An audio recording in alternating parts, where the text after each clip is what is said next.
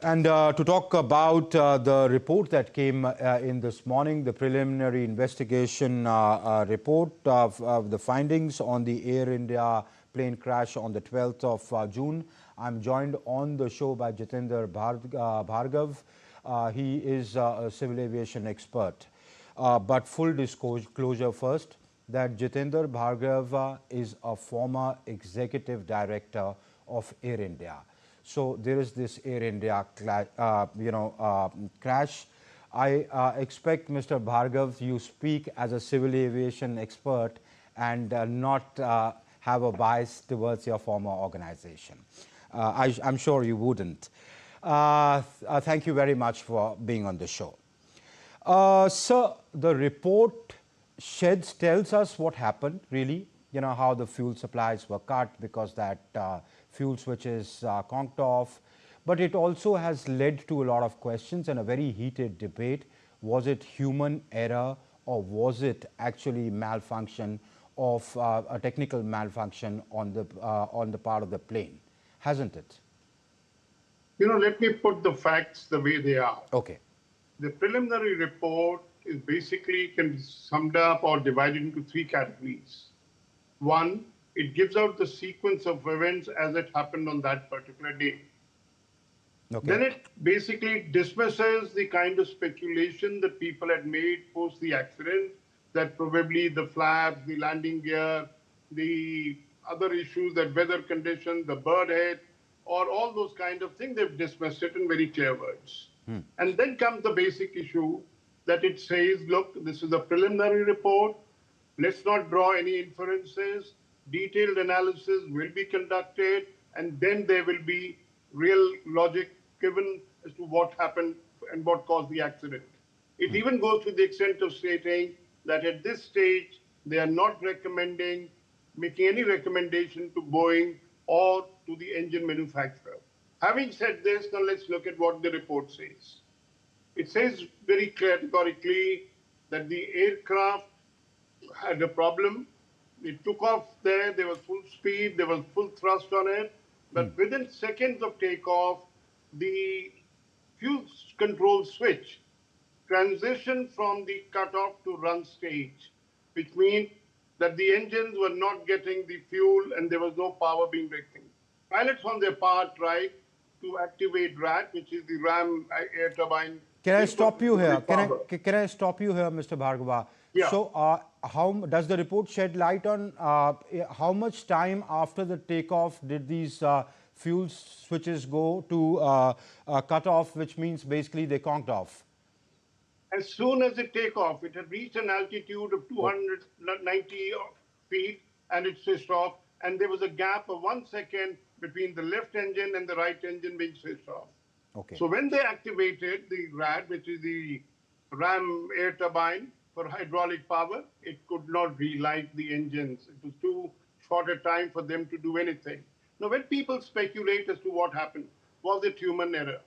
I look at from the perspective, because the preliminary report makes a clear mention of it, that they found the voice recorder, the black box as we call it, one at the back, the other in the front, and the front one has more power, and that is why it continued even after the power in the aircraft had gone off, and the black box at the back could not be recorded. So they recorded a key conversation that throws light on it.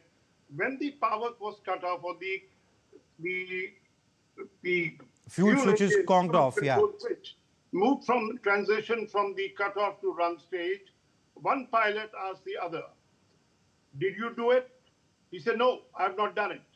And that's a recorded conversation between the two pilots. Yeah, he exactly says, the exact conversation that the report puts out is, he says, one pilot tells the other, why did you switch them off? And he says, no, I didn't. Yes. That's right. So clearly indicating that it wasn't the pilot who did this.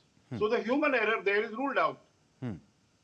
So we have to look at it, and that is where the detailed investigation, as the investigators, which has representatives of not just the India's regulatory body, the Accident Board of India, but also representatives from FAA, engine manufacturer, Boeing company, besides British government representative, Portuguese and Canadian government representative. It's quite a bit of expertise is available. So now that you have the preliminary report before you, they will conduct detailed analysis. So I am pretty certain, not because I'm a former Air Indian, as you alluded to in the beginning, I am going to be objective on it. It is very clearly stated, the report says, that the fuel control switch had been changed on this aircraft in the year 2019 and 2023, but not because it had transitioned automatically on a flight. It was a routine kind of a change. Then comes the Federal Aviation Administration had issued a diktat. Not a diktat, I would say a message to all the aircraft users of Boeing 737 aircraft that the fuel control switch needs to be looked at for the disengagement when you're looking at, because there must have been some problems. Oh, the What? FAA's advisory was for 737, but the Dreamliner is a 787, right? No, it is 787, but when you look at it, the mechanism is the same. Okay. So what Air India has responded in this, say, on this issue is that it was an advisory issue, it wasn't a mandatory issue. We keep talking about it, that airline industry has a global character. It is not that every airline decides its own curriculum or what kind of checks they will be conducting. Boeing as an aircraft manufacturer, Airbus also as an aircraft manufacturer, engine manufacturers lay down the curriculum strictly that these are the checks you have to be performed by an airline when they're using the aircraft. So all these parts have been checked by the AME before the flight took off from Ahmedabad, and then we all know what happened 36 seconds later. So what does the FAA report of 2018 say? Does it say that the the fuel switches have an issue? Yes, there was an issue of disengagement. So they Okay. laid out a kind of procedure that this is what they need to do. Okay. You know, in aviation industry, what happens, say, for example, once the final report on the AI171 comes out, and there is some kind of conclusion on what really caused the accident, there will be a learning lesson. In fact, the preliminary report states in the beginning that don't draw any inferences, but reports are basically intended to avoid future True, accident true, true. incidents. Very true. So the FAA report you are saying, which is basically an American aviation, body, which it says that there is an issue with the fuel switches, and it recommends that the airlines change it, right? Airlines, yes, as an advisory, keep an eye on it. Keep an eye on it and change it.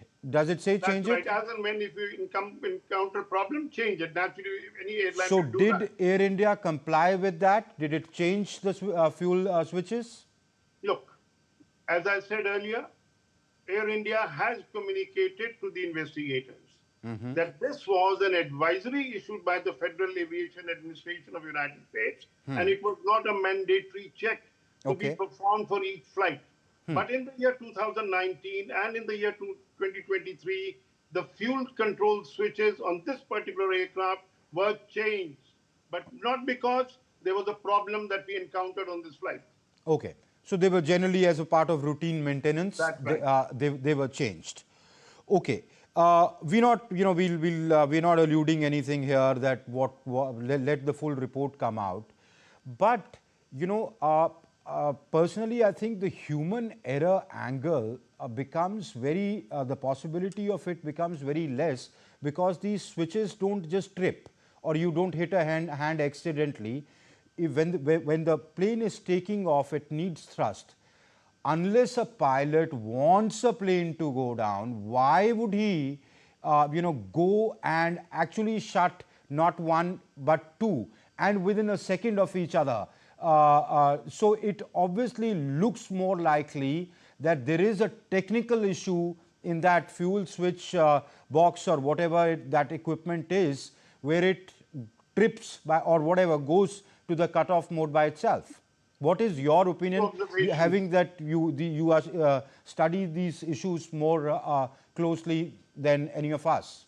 No, just two observations. One, it is not a control switch which can accidentally be transitioned from one mode to the other. It does not happen. There is proper action required from the pilots if you need to do that. Okay.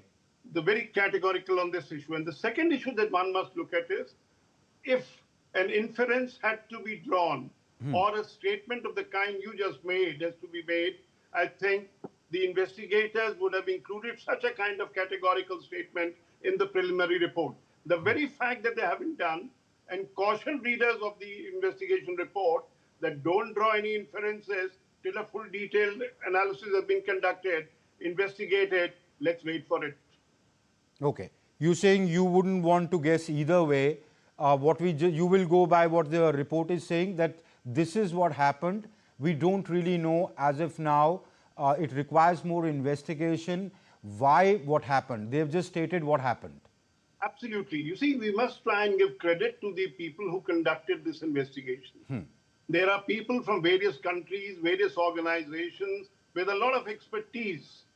So they have gone and come to some kind of conclusions and put them in the preliminary report. And if the report itself says that it requires further evidences, further investigations, I think we should leave it at that and await the submission of the final report by the investigating team. Okay, who are part of this AAIB, investigation team? I have some names, but is NTSB or the FAA, which are basically Americans, and also some English, the AAB UK, were they also part of the investigation? The main players is the Air India's Accident Investigation Board, followed by DGCA, Boeing Company, engine manufacturer, which is General Electric in this case, then the NTSB of America, FAA representatives. They've named these people, accredited people with adequate experience to be part of the investigation team. And because among the casualties were British citizens, Portuguese, and Canadian, their representatives were also there as part of the investigation team. So it's going to be a very objective, transparent investigation, and nobody should speculate or doubt its credibility. There is speculation going on that, Boeing being such a big company might want to influence the investigation because it directly has, commercial fallouts or implications for their company. And if they are part of the investigation, could you tell us how it works so that, this speculation, is there any merit in this speculation? And if not, it can be put to rest?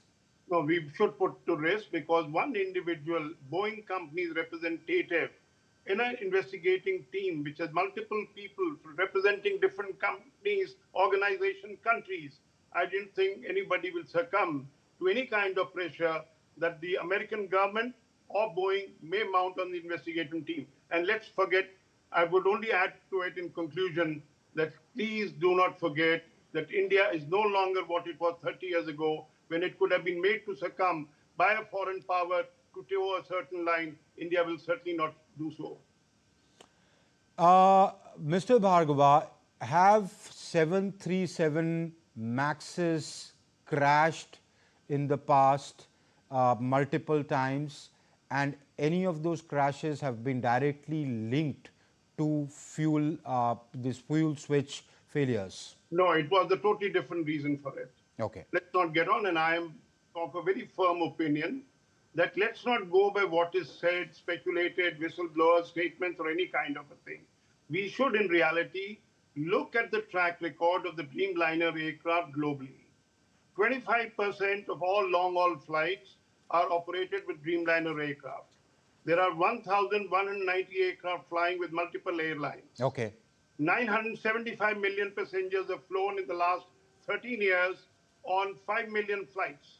And this was the first accident in Ahmedabad which involved a Dreamliner aircraft. So I will give credence to the track record, safety track record of Dreamliner rather than one individual. No. My question wasn't about the Dreamliner. Mine was on 737 MAX.